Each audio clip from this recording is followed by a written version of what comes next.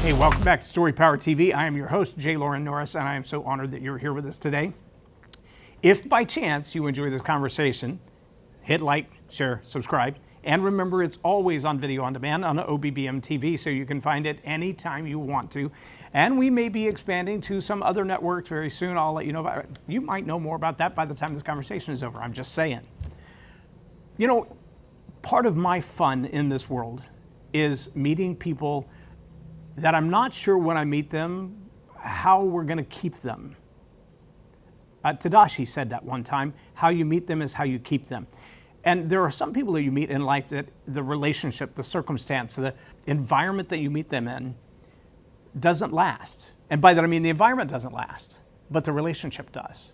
And the guy that we're about to talk to falls in that category. We've been in and out of the same circles for at least a decade. We've known the same people, communicated with the same people, competed against each other even for a season, and yet God just keeps bringing us back together as if to say we're like colliding until we collaborate.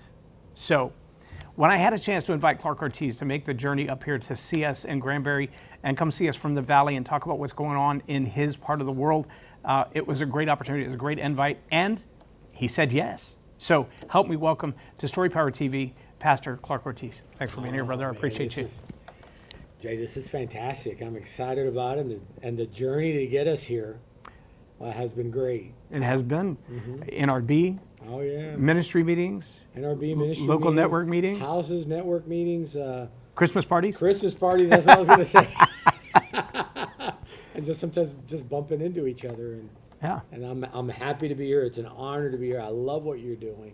Thank you. And I'm excited to be able to have this opportunity to share with you.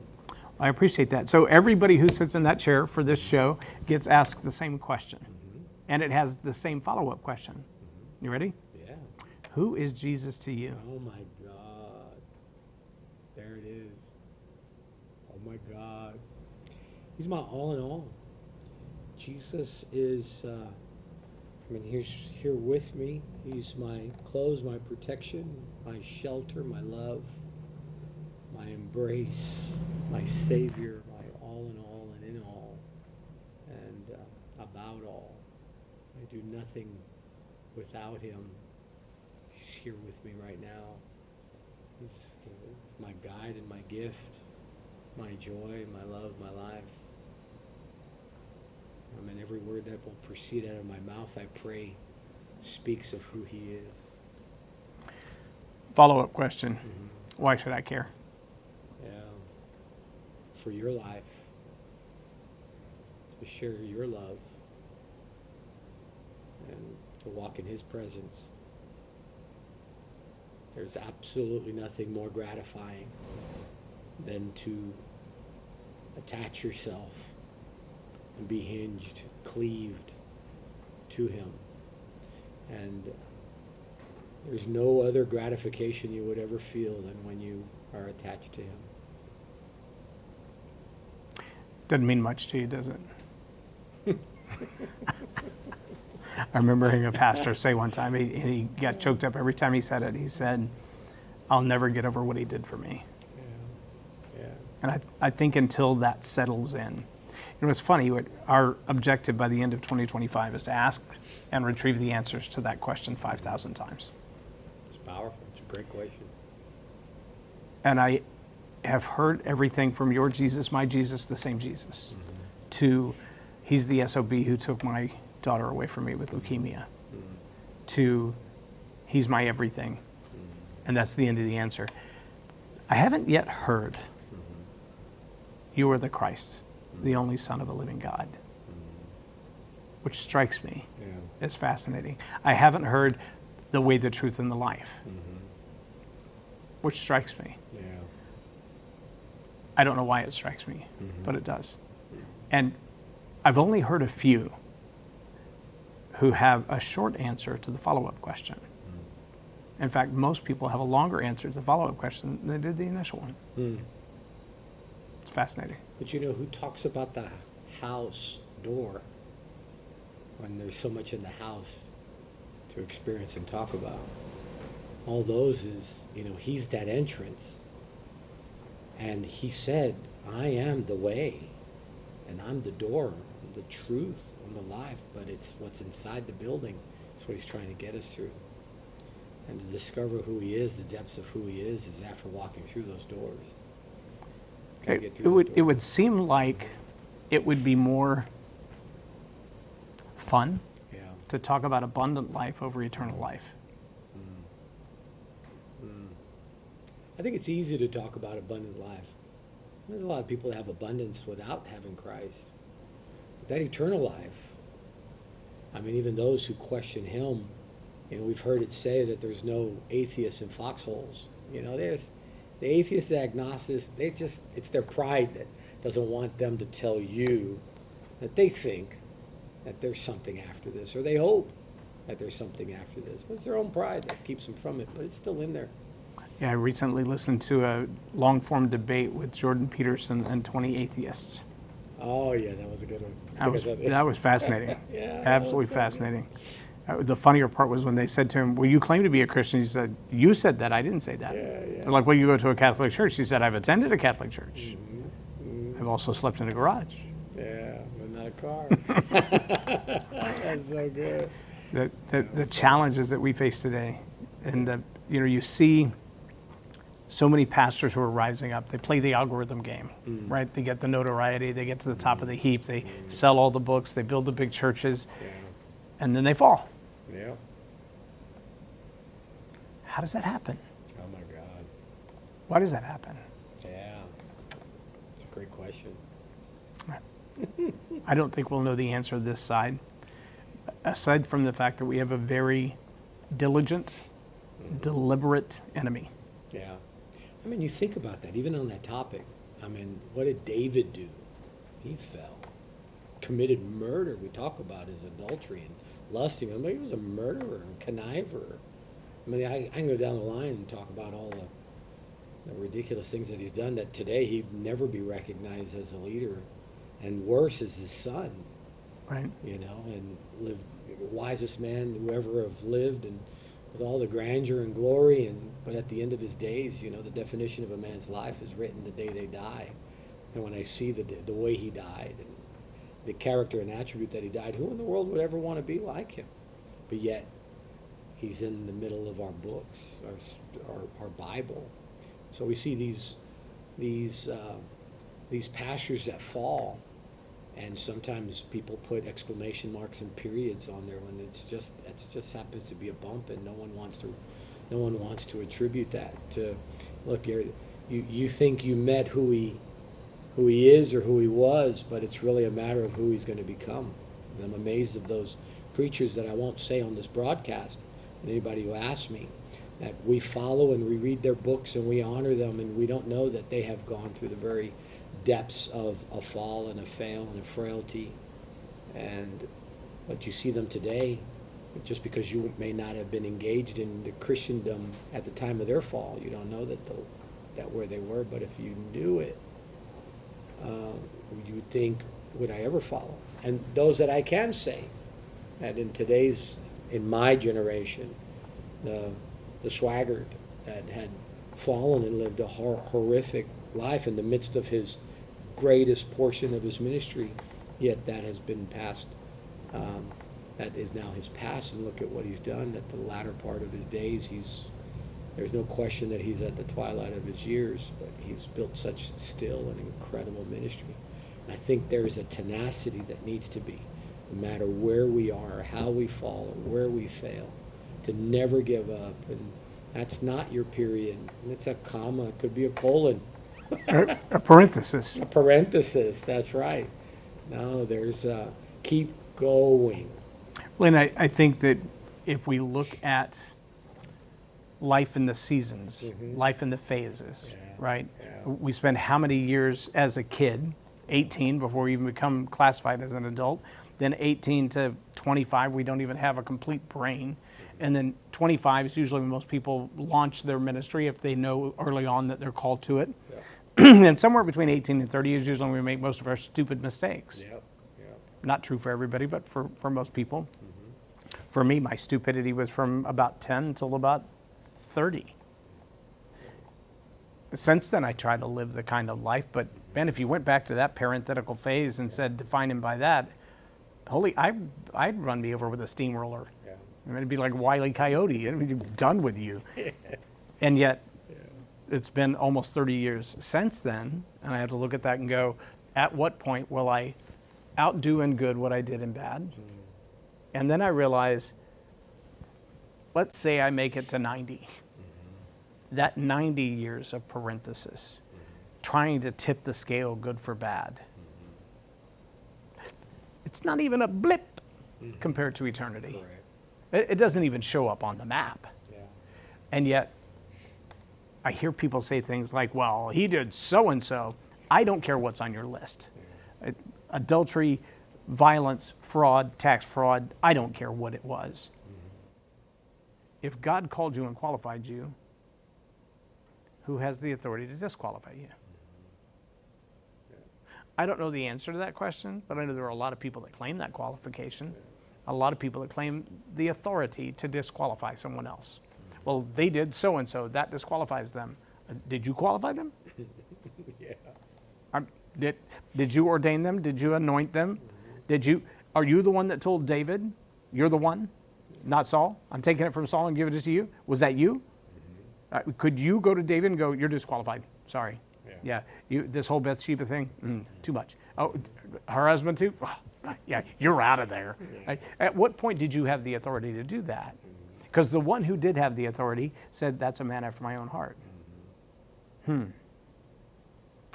Leaves us in a bit of a predicament, judgersons that we are, to try to put that label on somebody else as disqualified. And yet I think it's a strategy of the enemy to say, if I can wound you enough to shut you up, I win. Yeah. You know, you're in communication, and that is a battlefield. That's front line to the enemy. Disrupt communication. And you can go through the word, and everything he's done was to disrupt communication, from going to Eve in the garden and disrupt the communication that God had established. But he went in there to implant a false communication inside the mind of Eve. Misinformation. Correct. That misinformation. That he is right there, and that's what communication is about us communicating information, going back and forth. And then he carried it all the way up to Jesus in the wilderness, fasting, once again challenging that communication, that information. He wants to disrupt us and pull us away from the plan and the purpose that God has in our life. And so I respect men such as yourself in communication, recognizing this is a frontline position. If he can cause you to miscommunicate and misrelate, he can divert so many people. I'm convinced the enemy's not about getting us to miss the mark by 180 degrees. He just wants to miss it by 0.00 whatever a degree. Because once you miss the mark, you miss the mark. Yep. So that's why broad is destruction, but narrow is righteousness. It's a narrow path that we have, and we have to be focused and on point.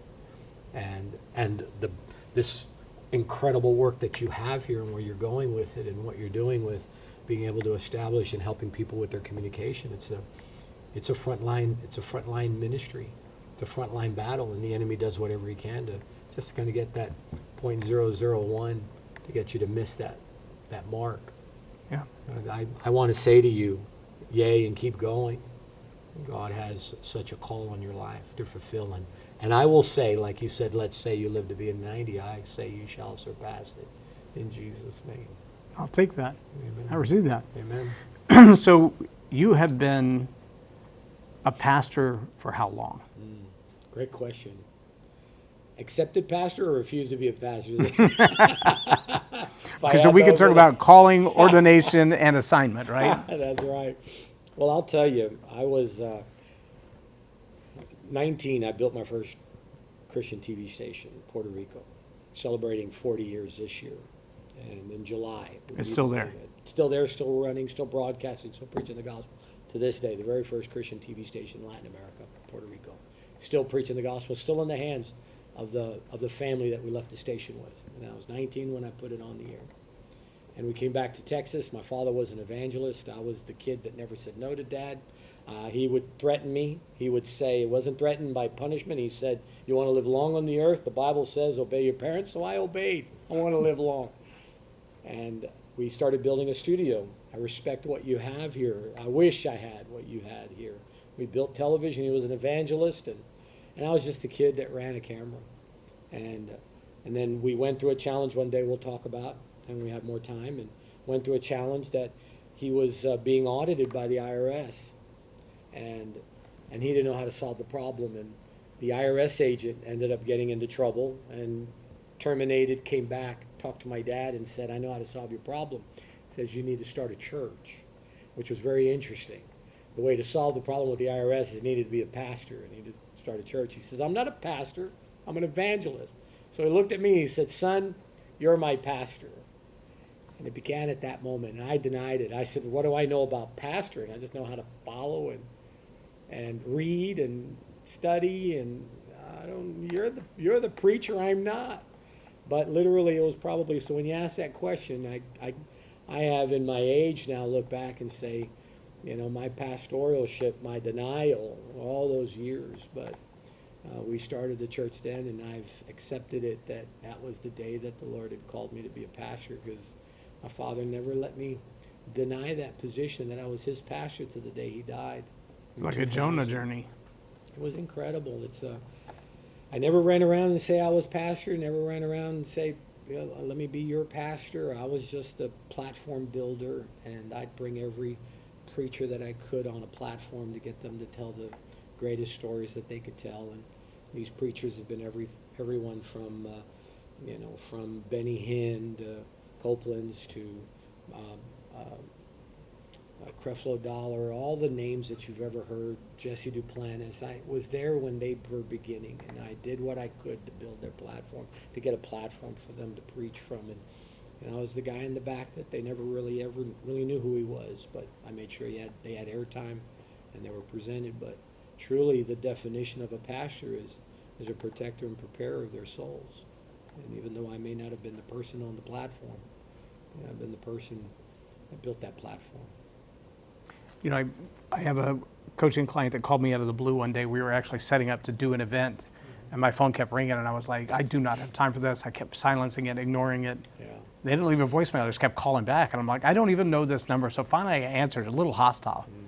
And the person on the other line said, I have to deliver a speech to the Supreme Court on the topic of abortion. I have 3 minutes to talk, and I don't have a speech. I was like, now that's a task. That's quite an assignment. I'm all in. And so we've done quite a bit of stuff together. I've never been asked to speak in front of the Supreme Court. I have a client that recently spoke for the Global Leadership Summit in Dubai. And I've never been asked to speak in Dubai. I mean, I've been to Cuba, I've been to Brazil, I've been to Honduras, I've been to the Congo twice, done training for the parliament and the universities, and never been on those big platforms or big stages or the big TV shows. I've never been invited to those. But a whole fistful of my clients have.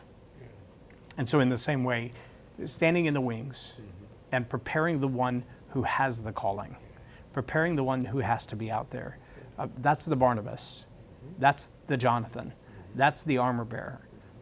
I'm not going to stand back here and go, hey, good luck with that. I want to make sure that before you step out there, I've squeezed your pineapple hard enough to know what's in you. I put you under pressure so that you know what comes out when you're under pressure. And that is a different kind of assignment. It's totally different. I found myself one day wrestling with these thoughts of leadership. And, I knew in me by just the purity of the faith that I needed to accept what God was putting in front of me.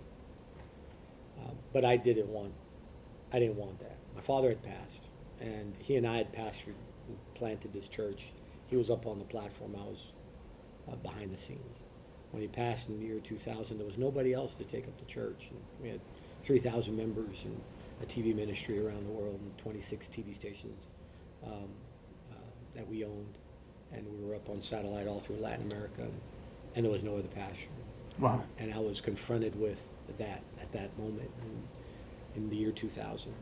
And the Lord reminded me, it's almost like he takes you back in time and sees these snapshots that you may have forgotten, but instead of all the conversations that we had, and my father came to me in the middle of the night and said, "This is yours," and it really shook me. I knew he was there, and I knew it really happened. It wasn't a dream.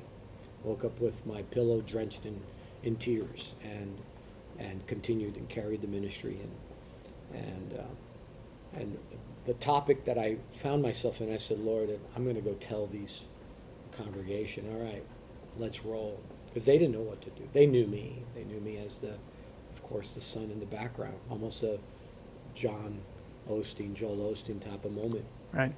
And the Lord took me to the scriptures where Moses told the Lord, he says, "They will not believe that that you gave me this." And the answer was, "What's in your hand?" He said, "Throw it down." And that resonated with me. At that moment, I saw not just his staff that turned into a serpent back into a staff, but I saw Gideon's fleece, and I saw the rod that budded, and I saw the Ark of the Covenant. And all of these are inanimate.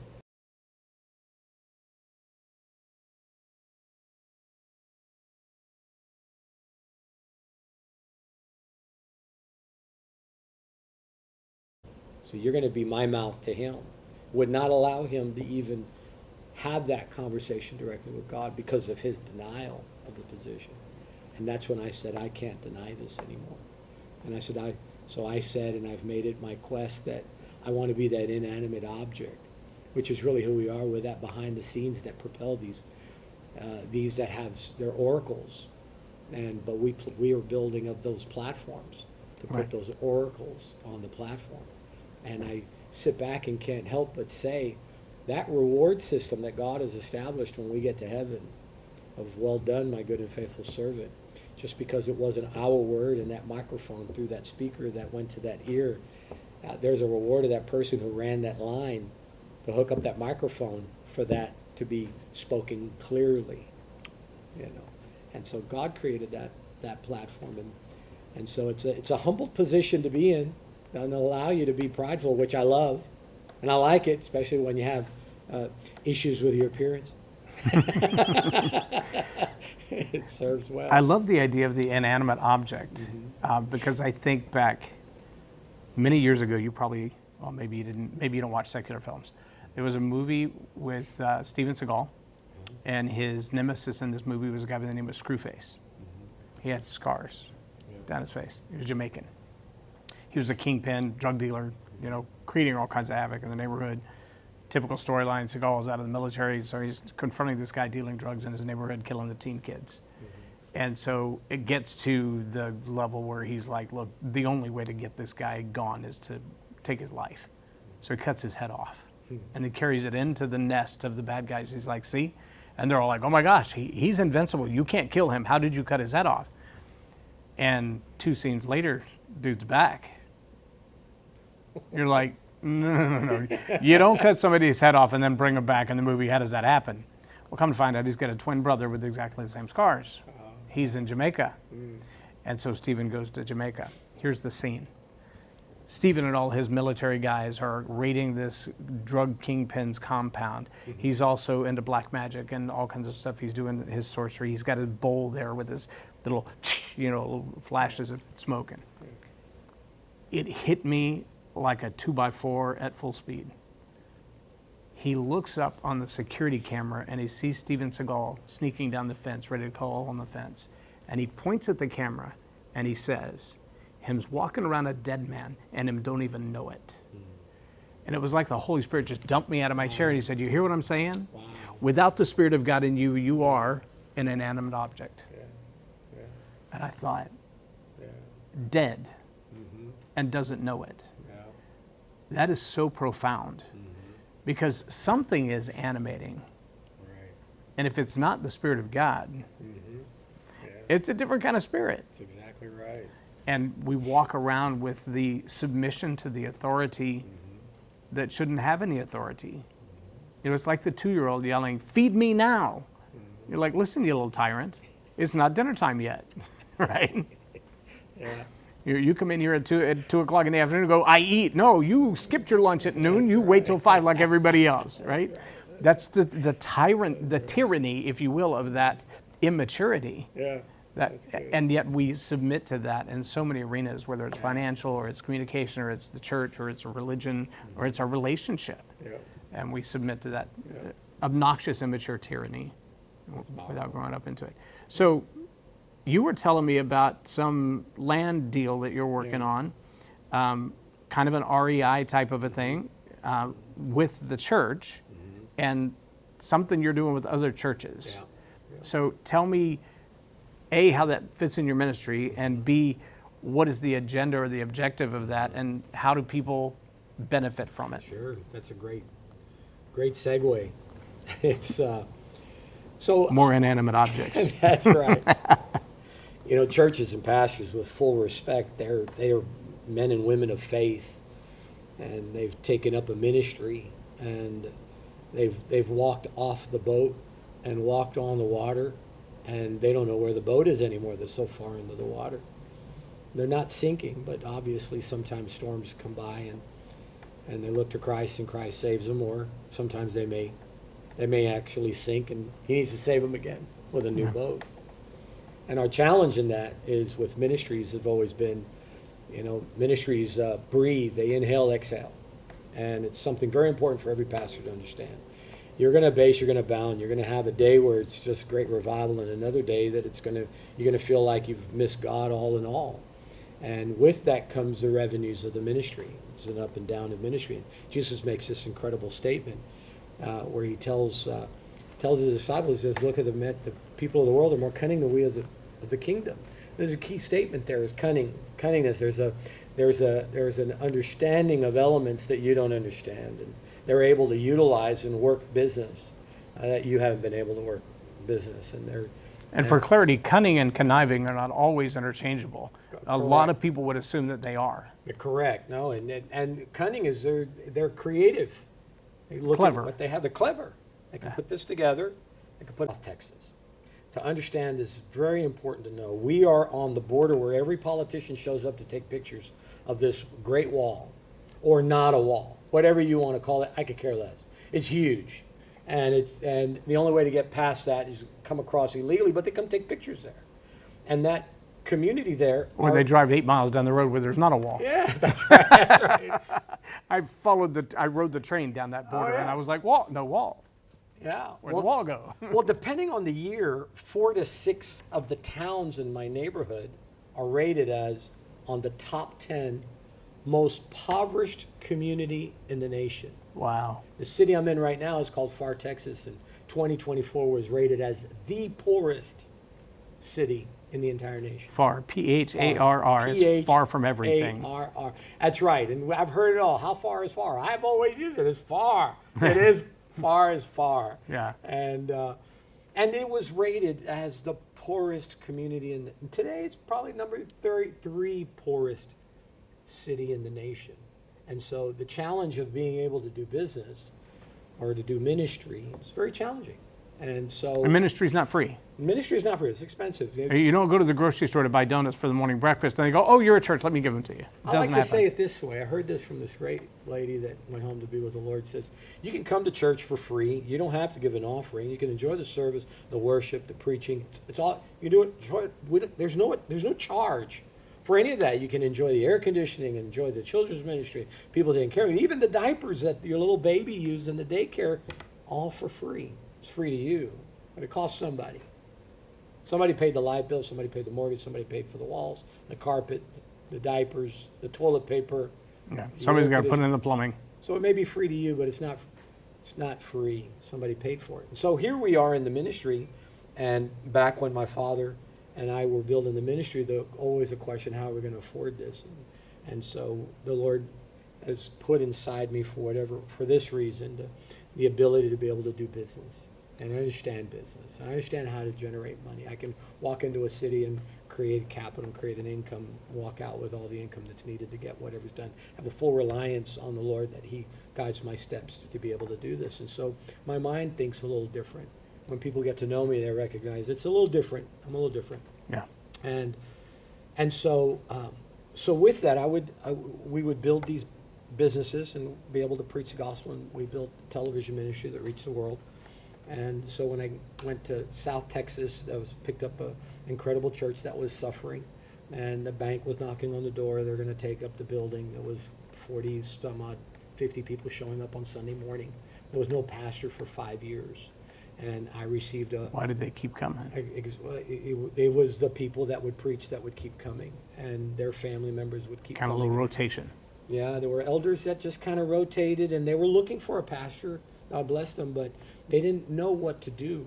Well, it's really hard to get somebody to go far. Yeah, To go too far, That's right. don't go too far. That's right. But to show up in a place that's unknown, it's Yeah. impoverished. It's not like, hey, come to South Lake and take over the biggest church in the world. Yeah, no, it's nothing like that. I get a phone call, a text message, and said, they asked me, said, would you consider picking up and helping another church? I said, I would help churches. Just have that reputation in the church and had need, I'd help them. And however, and so I said, okay, well, I'm thinking the person who contacted me was in Dallas. I'm thinking it's in Dallas. And so I said, sure, where are they? Give me the address. I was going to drive by to see what kind of need that they had. And so he says, well, they're in Far. And I said, oh, well, I know Far. I know every church in Far. What church is that? So they told me. And I said, I've never heard of that church, Center Church. So I've never heard of the church. It used to be called Trinity Worship Center. Uh-huh. And ironically, not ironically, but godly, I have written in the back of my Bible in 1999 a complaint that God was giving me, just not beating me up, but he was complaining. It wasn't like a vision, thus saith the Lord. It was the Lord saying, I'm frustrated. I really felt the heart of God of frustration. 3 o'clock in the morning, driving in San Antonio. I was living there at that time, and he started saying some complaints. I'm telling people to do this. They're not doing it. They're doing this instead. And so I innocently said, well, you want me to do it, I'll do it. And he says, what do you need? I said, I need a building and a staff. And I wrote this thing down in the back of my Bible that tormented me for 20 years because I stepped in to help to do this thing. He gave me the church. He said, go talk to this pastor and tell him I'm going to heal his wife from cancer, and I'm going to heal him from a skin disorder. And I don't even know who the pastor is. So I literally have to walk into this place, and none of it was received. The pastor did receive, but the elders didn't receive it. One of them didn't receive it, so it wasn't done. His wife did have cancer. I didn't know it. And he had a skin disorder. I didn't know it. So when I said it it resonated with him that he broke out in tears tremendously. But they never accepted this. And it always tormented me. I said, Lord, I understand. My comment to him was, I get it. I know why you're frustrated. Because this one person, the bylaws said elders, to make a decision like this, elders had to be 100% approved. Unanimous, yeah. And they had 12 elders, and one of them. God, they want a king. What do they want with a king? Yeah, exactly. And so I said, I get your frustration, God. But meanwhile, now I'm stuck with this great idea that I had to write his word down and believe it. It's written in the back of my Bible. I preached all over the world, and the things on the back of my Bible was never completed. And so I was wrestling with the Lord here in South Lake in my office, and every day, I say wrestling, but I was just talking to him. And I said, I want to rip this page out of the back of my Bible. It's been 20 years already. And I said, can I rip this page out of the back of my Bible? And so he said, what do you need? I said, a building and staff. Same thing as I told you back then 20 years ago. Silence. I closed the book. And when I said it, I actually took my Bible, and it's like, I was frustrated. I said, I don't want to hear this anymore. It's like, it wasn't like you told me do this. I just did this. I said, you want me to do it, I'll do it. It was really, no, whatever. It really was. I really felt, with all honesty, when I get to heaven, I'm not going to get judged by this thing. Put my best foot forward. That's how I felt. I've completed everything he's told me to do. Television stations and networks and ministries. Truly, when I was in South Lake, I had completed all that God had given me to do with satisfaction and with excellence.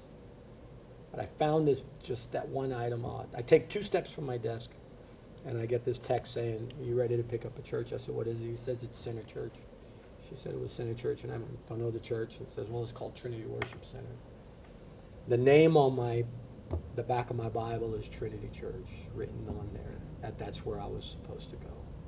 And I said, there was no way my frustration, I said, this isn't going to work.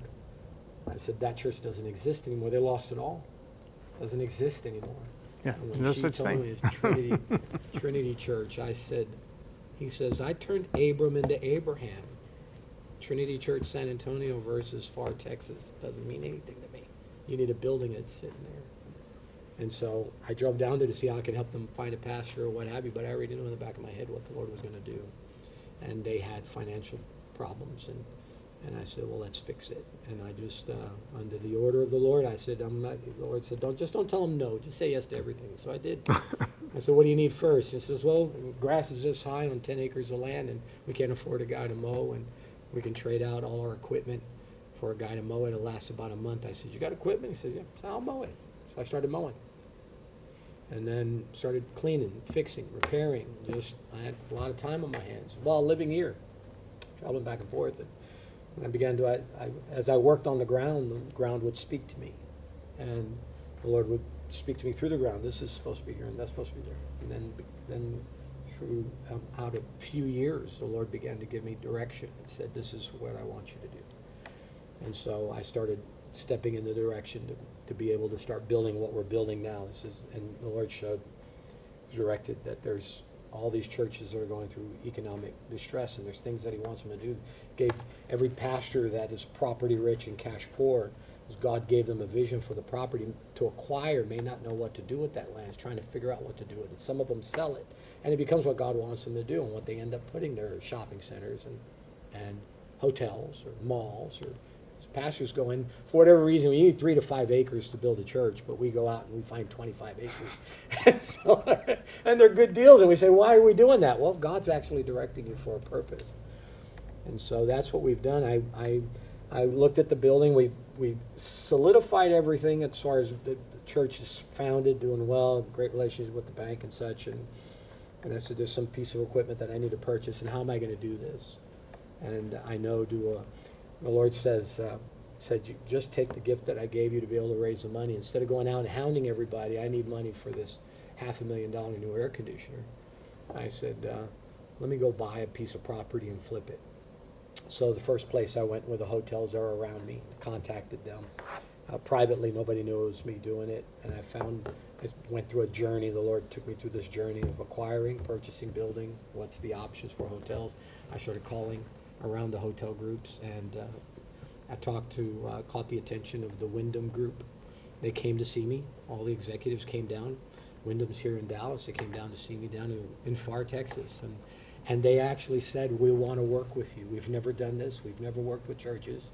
I look at the property that you have. I have 2 pieces of property. I have our church Far, and I also have a church in Harlingen, Texas, which is my family church. I have 12 acres on one. I have 10 acres on the other, and none of it is completely finished out. What's the distance between those two? 35 miles. Okay. So it's a good distance from each other.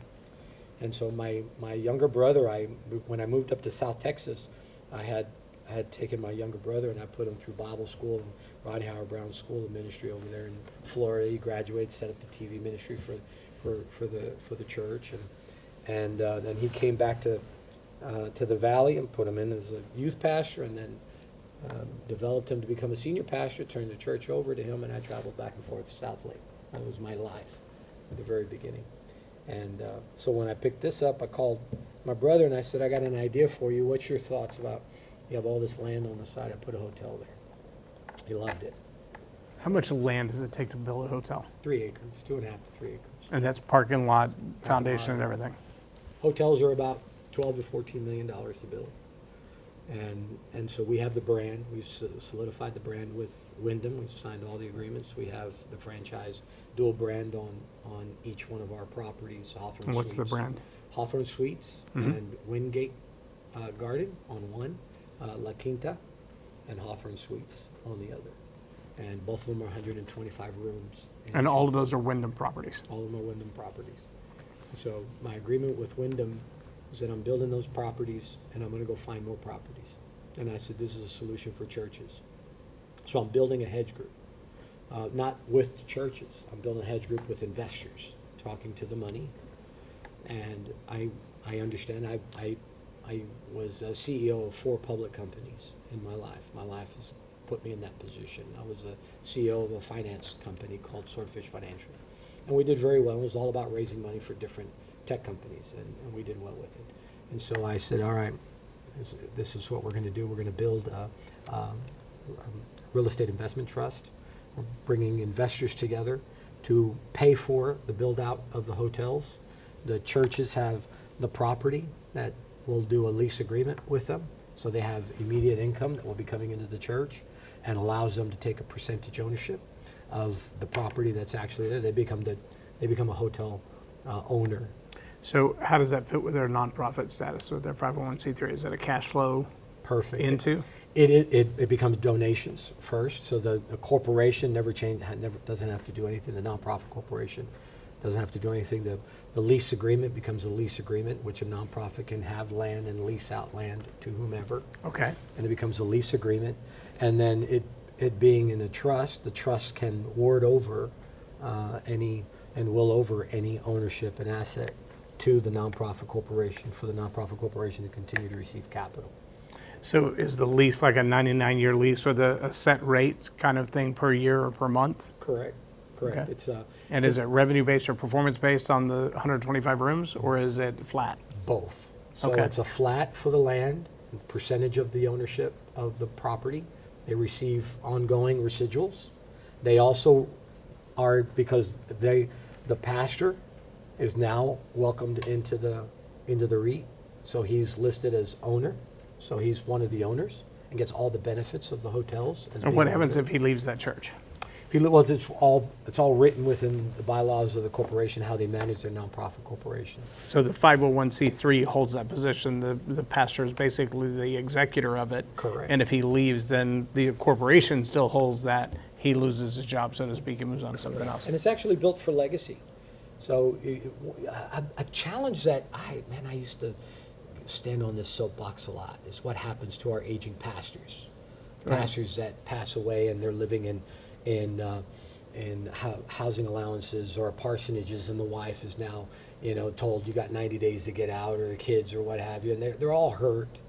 And this, many of them that they've outlived their retirement, they've outlived their 401k. If the church even offered them one, some of them lost everything in the stock market. They were, 7 and 8 figure earners at one point, and now they're living hand to mouth on Social Security. Exactly, and this solves that, because the infrastructure that we're building is to where we'll never lose. Even so, if that pastor does leave, of course, if he's terminated, there's a whole other event that Different takes set of place. triggers, right? Correct.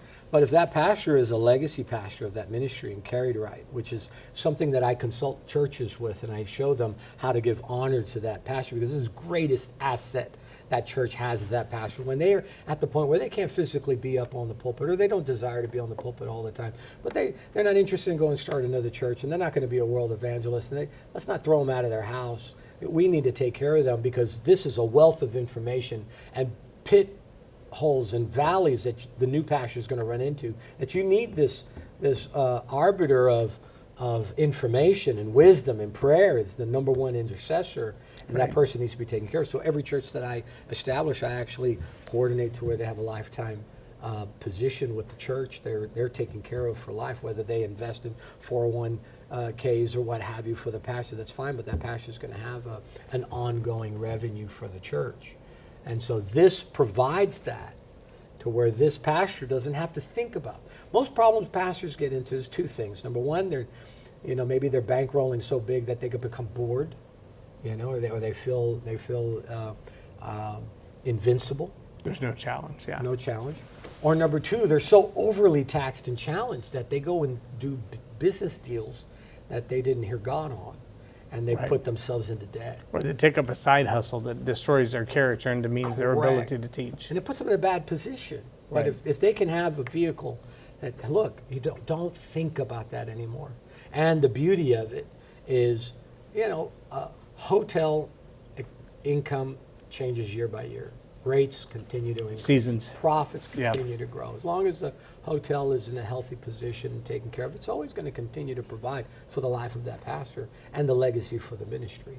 So how does your relationship with Wyndham, Hawthorne, Wingate, how does that look from a brand standards, brand consistency, oversight, management, SOPs, all that kind of stuff? Yeah. Is that Wyndham, or is that church, or is that a hybrid? Yeah, so I don't speak for Wyndham. I am an owner of a Wyndham brand, and as an owner of a Wyndham brand, I have the opportunity to build more hotels wherever I choose.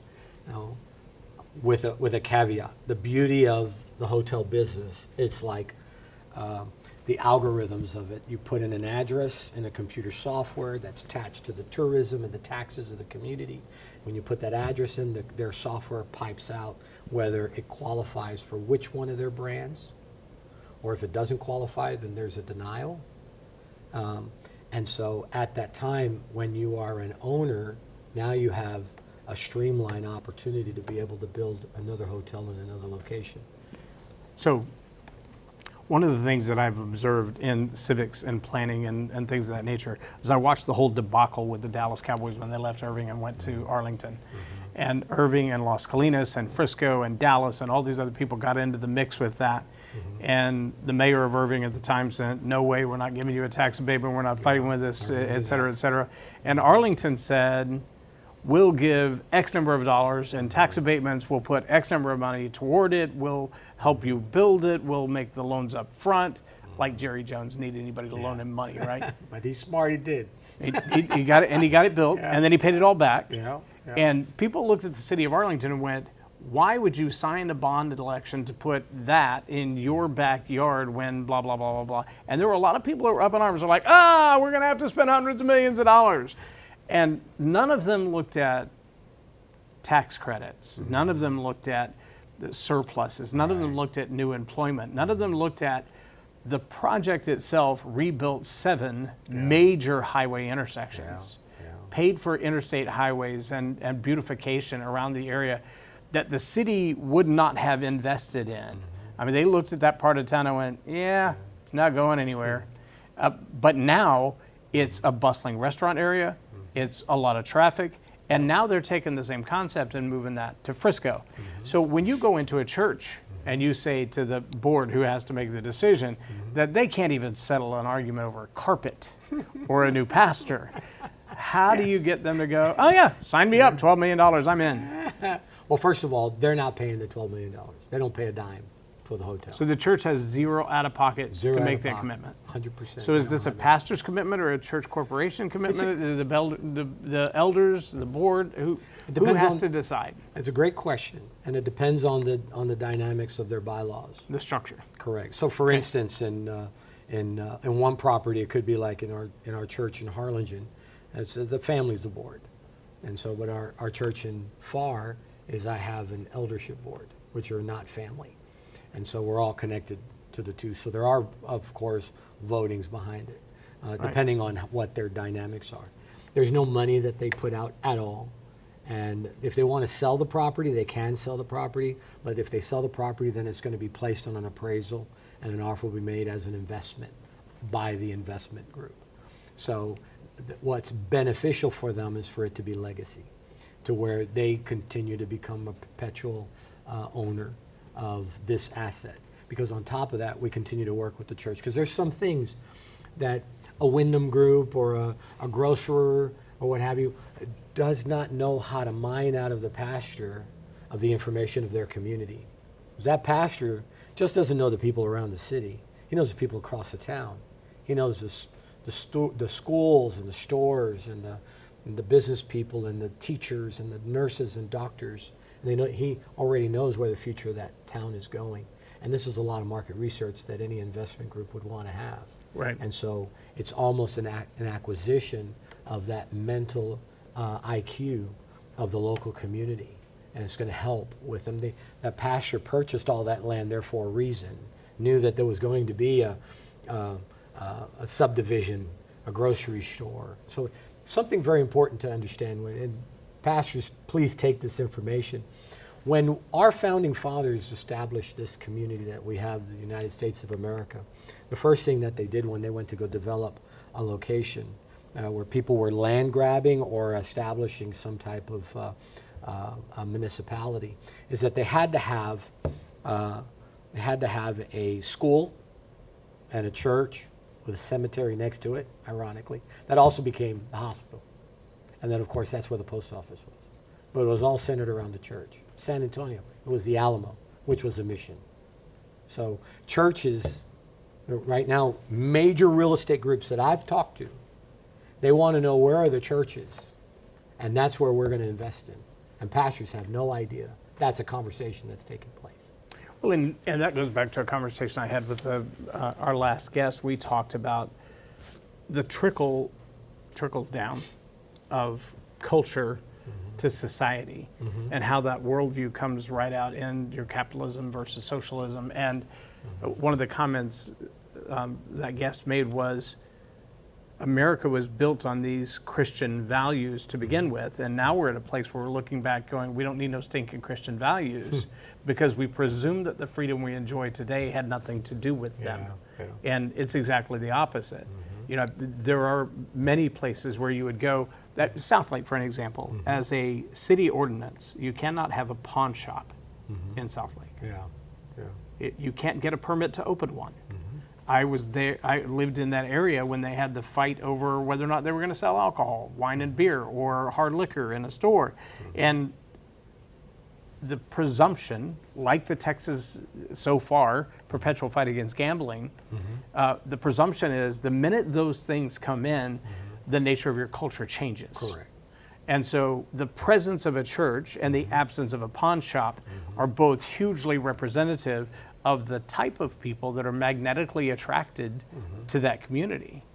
We visited with a guy down in Laredo that had been in New York for years and years and years, and 18 years previous, said, I woke up one day and God told me, go to 35. And he was like, what? And he gave him Isaiah 35. And he said, surely not. He said, go to Isaiah 35. So I read the chapter, and I went, that's great, God, now what? He said, no, go to Iglesia 35. Where Interstate 35 ends in Laredo, there's a church called Iglesia 35. It's on the border. I And preached there.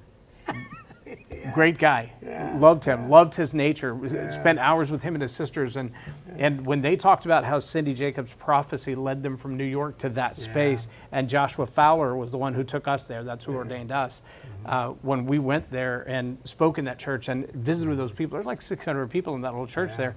And he said, we realize we are both the beginning and the end. We're the beginning of I-35 going north into the U.S., and we're the end of going south into Mexico. That's interesting. And our church is on Highway 281, and Highway 281. There's a trivial joke I think you'll appreciate. It says there's a bridge that connects Mexico to Canada, and it's called the 281 Bridge, because 281 starts on the border of Mexico, and it's the straightest highway in the nation, and it ends at the border of Canada. And both those bridges have the same name, the Highway 281 Bridge. really? Yeah. And so there's one, so I say there's a bridge called Highway 281. Highway 281 Bridge connects Mexico to Canada. Yeah, you get on the south side in Mexico and the north side in Canada. There you are. And our church is right on 281. I grew up That's in very Lampasas, Texas, Yeah. and it's the place where 183, 190, and 281 intersect. Wow. And for a distance, they are the same road. That's hilarious. That's incredible. So that's what we're doing. We're establishing this. Now, you mentioned grocery. Yes. Okay. Is that another alternative part of this REI group? So what Because I can imagine in impoverished areas like that, you have the food desert problem as well. correct. So that's why churches have food pantries, because of the food desert. But if grocery could be a revenue stream opportunity as well as a supply for the neighborhood, because not everybody needs the food pantry, but they do need access to good food. So this is a REIT dedicated to develop Christian properties, church properties, with all the vehicles that are needed to be able to help advance the ministry, their ministry. And so on one side of our property is the hotel. On the other side of the property is a shopping center. And so we're doing both of those on that location. And our facility in the city of Pharr, calling it, it's a Christian entertainment center, because there's other land that's that we have options for to be able to acquire, that we'll be able to do even more. And we're in a greater position to be able to do more. Where this group will eventually be, this REIT will be the vehicle necessary to extract churches having to work with banks, and that eventually will become our own financial institution for churches to be able to fund churches without them having to go through the prejudices that they go through with the bank. I'm sitting on an appraised property of $13.8 million, less than 10% in debt, and banks don't want to loan me any more money. Well, then you got people like Nick Vujicic, where the bank came to him and said, you keep speaking on this topic and you'll have to find a new bank. Correct.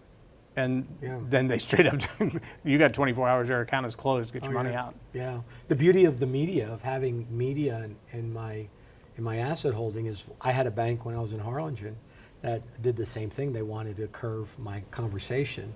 And I said, you know, you can say that to me and your board will hear it, but I will say to my community what you just said, and the community will hear it. And what scares banks are their congregation.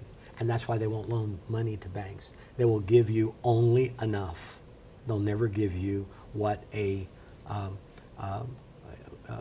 investment group would be able to receive. An investment group can receive a minimum of 60% LTV, loan to value of the property. You get 60% minimum. They'll go up to 80%, sometimes 85% of the value of the property. But for a church, maybe 10%. Maybe 10%. They're only going to give you what you need.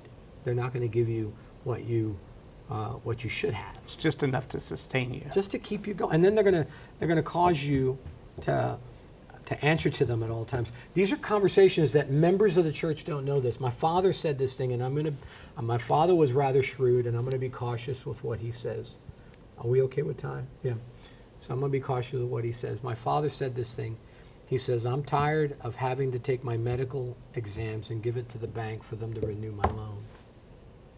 And that shocked me. Wow. Because as a businessman, I buy houses. I never had to give them my medical records. Yeah. And I think part of that's probably the philosophy that the pastor is the greatest asset of the church. Yeah, it's true. They want longevity. So that's what we've created, is something for longevity for the pastor, and legacy, and to give them freedom. So how can people get involved as an investor, as a pastor, as a property owner, to say, I want in on this opportunity to grow the kingdom? Because that's really what you're talking about. Correct. Is wise as serpents, as gentle as doves. It's taking on earth as it is in heaven. Correct. And vice versa. Well, investors, first of all, investors can come and participate by bringing investment money. They have to be qualified? Correct. Qualified investor, and it's backed by real estate. So all of their money is backed by a multiple of real estate. So $1 in there is going to be $3 backed up to their every dollar that they deposit, minimum of $200,000. And then a pastor doesn't have to make any investment whatsoever, but just a view of their property, which we're not pursuing at this present time. I am interested in getting to know some of the pastors and some of the challenges that they have that I've been doing for many years, helping them navigate their challenges and show them how they can fix some of their problems. So that I've always done, and I'll continue to do for the pastors. So if they want to reach out and be able to talk to me, if they have any concerns or they need help with something, I'm there to help them with that. Whether they're right for this or not, it doesn't matter. I want to help pastors out just to help pastors out. And then if this is right for them, then down the road it'll probably be 2026 that we'll be out actively pursuing and communicating with the churches that it would be a good fit for them. If they have a need. If they don't have a need, that's totally fine. Praise the Lord. Then no need for a conversation. But if they do, we're going to be there for them. So how do they reach you to do that? They can reach out to emails, clarkortiz@me.com. I've often said, if you can remember my name, you'll find me. So just remember Clark Ortiz, and I'm on every social media platform, email and such. My phone number, you can call me, but you're going to listen to an AI voice. It's 956-662-0900. So tell me, finally, before we close, this project you're working on in Hawaii. Oh, the TV station in Hawaii. Well, that's done. Okay. Yeah, we closed out the station in Hawaii. We did a fundraise, though no monies came in through there, but we did it on a private item. $1,000 came in on the fundraise for the Hawaii project. The station has already been acquired and has already been moved into the hands of the group that's actually operating right now. We worked with churches in the local area on that station, so we've moved on from that one. And so what's the content that's available in that marketplace? In Hawaii wants Hawaiian content, and that's the unique item. And that channel itself, they want local stuff. They want local Hawaiian content. It's one of the least produced content that airs in Hawaii is Hawaii Really? content. Yeah, it's a sad item, but we did well. We connected them. So items like that, like on that project, I come in and I help. And this is a gentleman that was on the backside of his life and his children and needed help and wanted to vacate a piece of property, the real estate property. I mean the broadcast property, and it says I don't know anyone else. I haven't been able to find anyone else that would want to do something. I think you think a little different, and so can you help me with this? And so I said, let's do it. And so we helped him with it, and we helped him get it to where it needs to be. And so it's actually in the destination where it needed to be. Very good. Mm-hmm. Yeah, and now we're doing a TV station in Killeen, and we're working with them to help them get to this destination where they need to be. And I'm still platform building, and I have my platform called TViewer that's on every platform. It's in 15 locations. You can buy TV sets right? Every TCL, LG, and I forgot what the other TV set is. They're putting Samsung, Sony's. I'm not on Samsung yet. I'm on Sony. I'm on Sony's. If Sony has Fire TV built in, Fire TV or Roku, it's already built in there. And so the TCL are the ones, they surprise me. You turn it on, it's you have Netflix, and then I think it's a Netflix, Amazon, and TViewer. And they're placing our applications in premium locations. And they want to see there's not another platform that's offering Christian content. And so now we're building fast channels for those who are not familiar with fast channels. Yep. You know, it's free. I was talking with Bob Higley about that just the other day. Oh, really? Yeah. I reached out to Bob. Bob's building a new network. I said, Bob, you gotta call me. Well, and Grace Point's Bob, call me. Grace Point is really expanding their studio It's right incredible. now. I'll be there doing speaker training next week with That's awesome. Kingdom Speakers, but their studio is expanding to a massive thing. I thought I upgraded, you know, from 250 to 1,500 feet, and he's going to like 30,000. That's beautiful. It's amazing. Well, we do with our TViewer platform. The only thing I ever charge for on TViewer is if somebody wants to use bandwidth. So if they want storage space or they want to do a certain type of streaming that's Like a video on demand or pay-per-view, paywall. Well, video on demand, I do it for free. Pay-per-view, I do it as a partnership with them. I'm never going to charge anybody. I don't charge anybody to come on the Who's platform. your CDN? It's Lightcast. Okay. So that's one of our CDNs. We also use Vimeo, and I use Amazon for CDNs. I've learned how to make sure it runs fast, and I understand that businesses sell, and so I hate helping them build their business to sell. So I don't ever park myself on one platform. So Lightcast helped me build all this out. Lightcast was a competitor that I had with my iPoint product, and so we were always right next to each other at every trade show. Yeah. And they would Seen sell him many times at NRB, had some long conversations with them, talked to them, and then Davo and others. And yeah. It was funny. They would sell when they started selling channels on Roku for $5,000 build outs, and I'd park right next to them, and I'd reprint my stuff for $2,500. They said, "What are you doing?" I said, "Just be blessed. I'm not giving it away for free because I would." Yeah, I'm just trying to get some business. Just give me the crumbs under the table. That's all I'm asking. I think a lot of crumbs make good bread. Yeah. Or croutons. Yeah, croutons. That's right. Or that topping on the roast, right? The little crunchy end. Oh man, don't talk about croutons. I love croutons. I got a recipe It's for lunch. you. Yeah. Old pizza. Okay. Chop it up and throw it in there for 45 minutes in the oven. You got pizza croutons. Well, that's an interesting idea. I'm telling you. Especially if the stuff's crushed, right? You got the cheesy croutons. right. Ooh, that'd be awesome. Oh, it's awesome. Just chop it up. Throw it My in there favorite 45 croutons minutes. are the ones they make at Outback.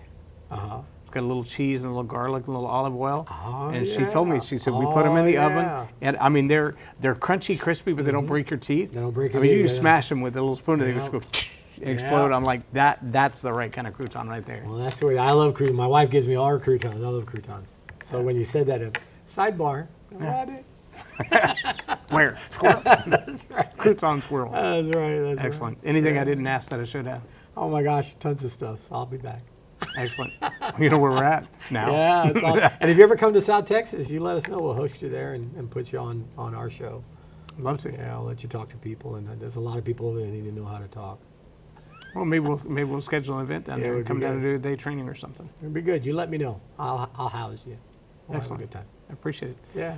Clark, I appreciate you making the trip. Oh, pleasure's coming to see mine. us. I enjoyed the drive.